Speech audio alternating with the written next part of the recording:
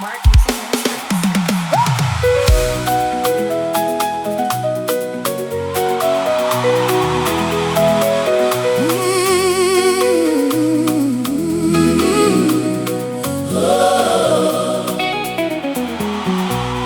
Mwarinda kamirira kwenguva refu, ndichinamata ndichitsanya, ndichichema pamberi penyu, asinasi ndava kuziva.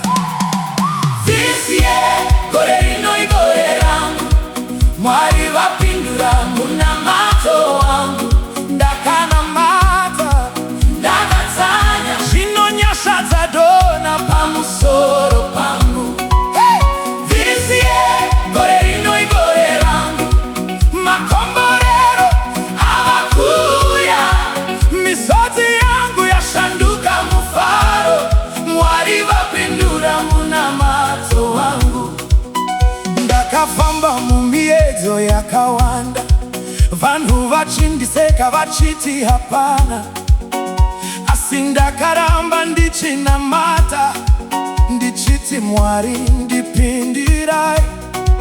Masikati neusiku ndichitsanya, ndichisunga moyo wangu mukutenda.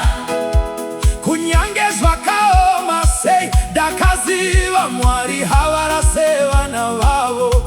Nguva yasvika zvino, zvandakakumbira zvavakuya, ndinozviona nemaoko angu, nyasha dziri kudonha. Viziye gore rino igore rangu, Mwari vapindura munamato wangu. Ndakanamata ndakatsanya, zvinonyasvadza dona pamusoro pangu. Viziye gore rino igore rangu, makomborero avakuya, misodzi yangu yashanduka mufaro. Mwari vapindura munamato wangu. Ndakachema pamabvi yangu, ndichiti Baba ndinzwireiwo.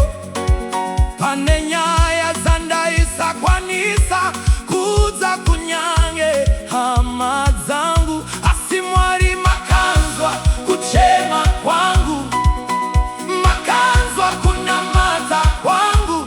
Nyasi ndakamira ndichipupura kuti Mwari vanopindura munamato. Mwari vakanzwa, Mwari vakaita, nguva yakwana. Gore rino igore rangu, makomborero avakuya. Gore rino igore rangu, nyasha dzava kudona. Gore rino igore rangu, ndakanamata, Mwari vapindura, ndakatsanya, makomborero auya. Viziye gore rino igore rangu, Mwari vapindura munamato wangu. Ndakanamata ndakatsanya, zvinonyasvadza dona pamusoro pangu. Viziye gore rino igore rangu, makomborero avakuya, misodzi yangu yashanduka mufaro.